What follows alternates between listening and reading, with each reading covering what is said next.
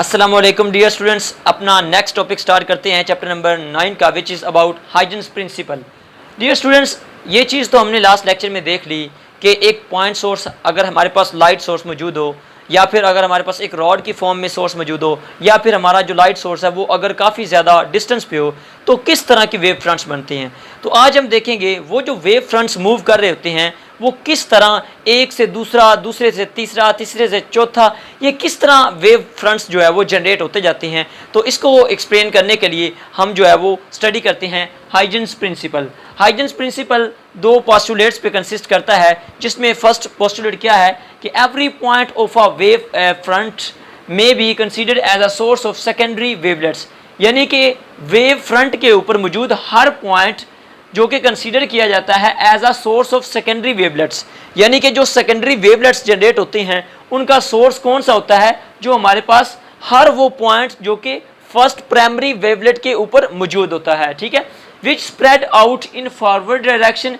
With a speed equal to the speed of propagation of wave, जो कि forward direction में move करता है और प्रोपोगेशन ऑफ वेव की स्पीड के साथ, यानी कि जिस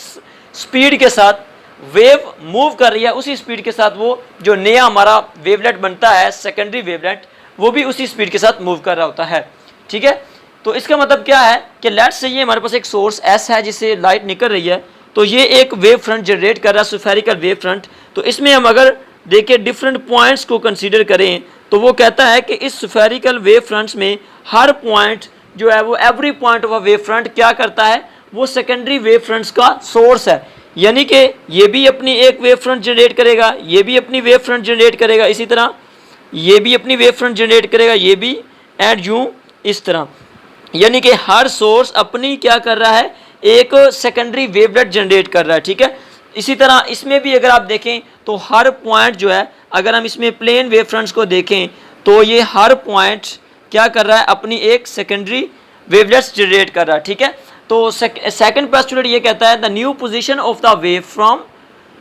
after a certain interval of time can be found by constructing a surface that touches all the secondary wavelets. वो कहता है कि ये जो सेकेंडरी वेवलेट्स बने हैं इनकी जो नई पोजीशन है वो हम किस तरह फाइंड आउट कर सकते हैं कि अगर हम एक कंस्ट्रक्ट कर दें, एक अगर हम इनके ऊपर लाइन को कंस्ट्रक्ट कर दें, यूं अगर हम एक लाइन को कंस्ट्रक्ट कर दें तो ये एक जो है वो ये ए डैश और ये बी डैश, ये एक नई पोजीशन आ जाएगी, ठीक है। इसी तरह इसमें भी क्या करेंगे, एक लाइन को हम क्या कर देंगे, कंस्ट्रक्ट कर देंगे, ये हमारे पास ये इस तरह है, तो जो वो वाली लाइन जो इन सबको मिलाती हुई जाएगी, कंस्ट्रक्ट करेंगे, जो टच करेगी इनको, तो क्या होगा हमारे पास, वो सेकेंडरी वेवलेट्स की जो पोजीशन बताएगी, ठीक है। इसको हम सी डैश और इसको हम सी डी डैश कह देते हैं, और इनके दरमियान जो डिस्टेंस होता है वो डेल लैम्डा होता है। डेल लैम्डा हमारे पास किसके इक्वल होता है, उसको हम देखते हैं। हमारे पास जो डिस्टेंस है उसका फॉर्मूला क्या होता है, डिस्टेंस डेल लैम्डा किसके इक्वल होता है, स्पीड मल्टीप्लाई डेल टी होता है। तो देखिए स्पीड यहाँ पे सी है, डेल टी हमारे पास ये क्या आ गया,